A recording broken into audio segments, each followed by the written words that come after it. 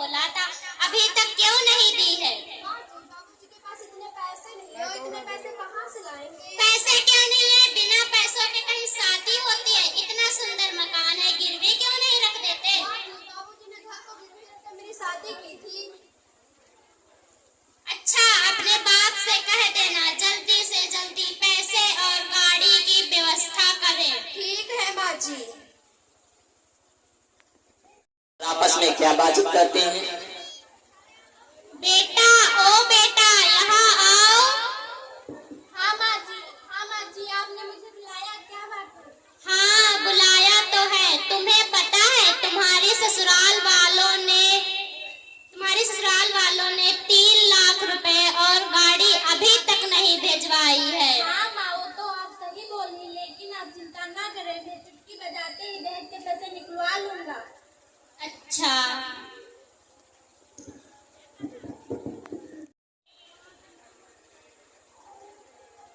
बहू, ओ बहू, यहाँ आओ।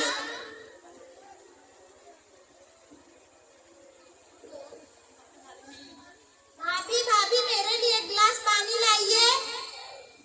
आइए बिटिया।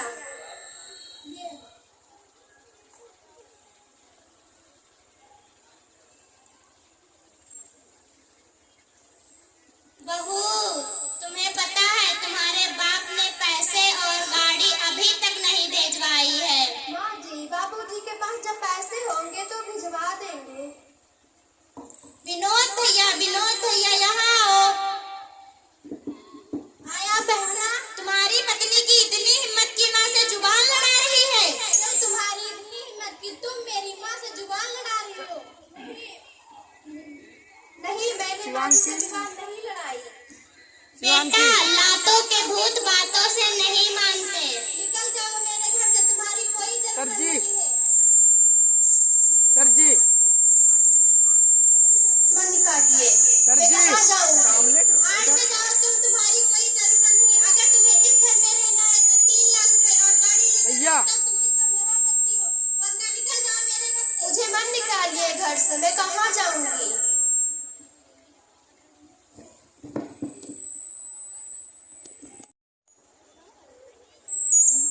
बेटी के ले आई हो, दमाद को साथ लेके नहीं आए हो? नहीं बाबूजी, वो साथ नहीं आए।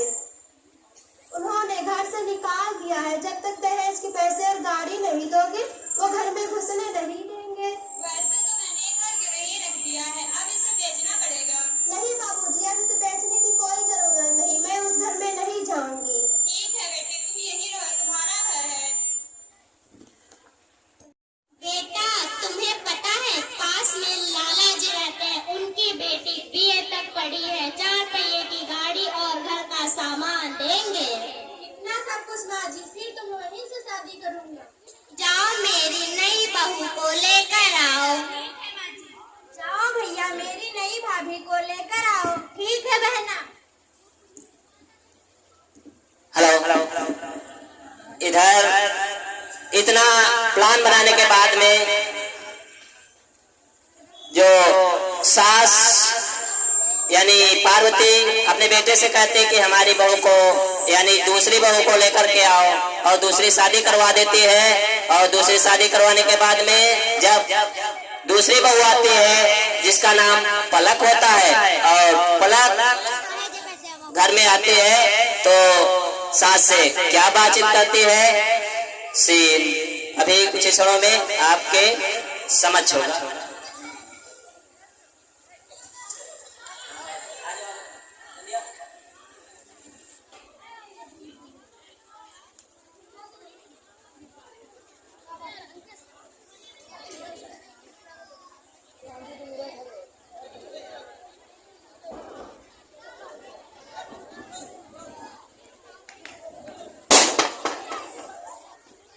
नीचे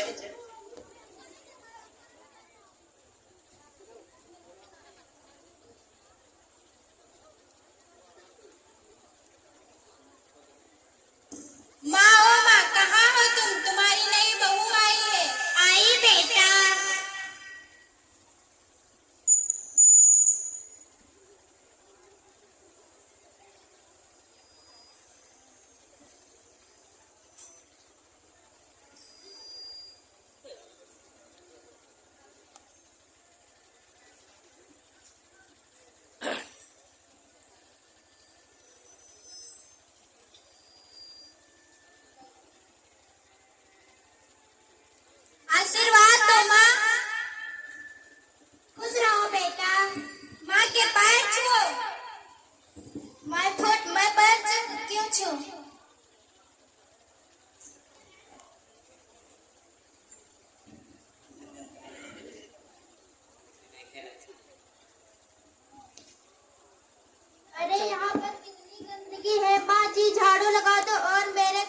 सफाई भी कर देना माँ जी।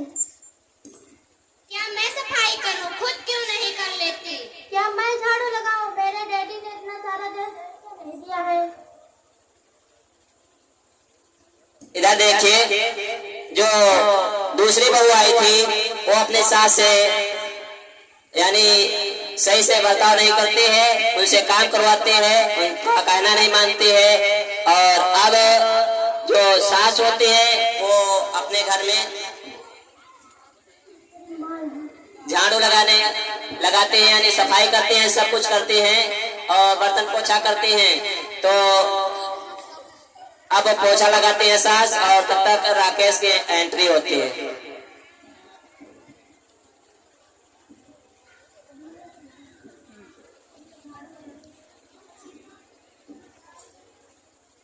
हाय राम, कितना काम करना पड़ रहा है। इससे अच्छी तो मेरी पहले वाली बहू थी, मुझे काम नहीं करना पड़ता था।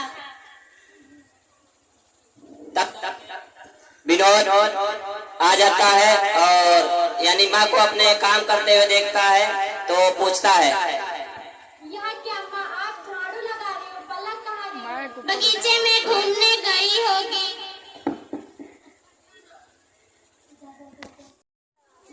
पलक ओ पलक, तुम यहाँ बगीचे में टहल रही हो, मेरी माँ घर की सफाई कर रही है। क्यों चिल्ला रही हो? पूरा घर सर पे खा। मेरे डैडी ने इतना सारा दहेज इसलिए नहीं दिया, जो चाहूँ चुटकी से करवा सकती हूँ।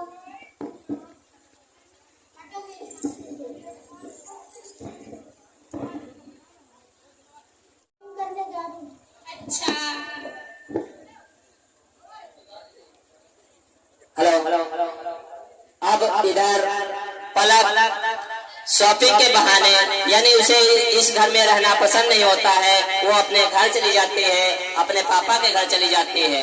और फिर देखिए, जो पार्वती यानी लालची सास होती है वो बैठती है और उनका बेटा आता है, आपस में क्या बातचीत करते हैं।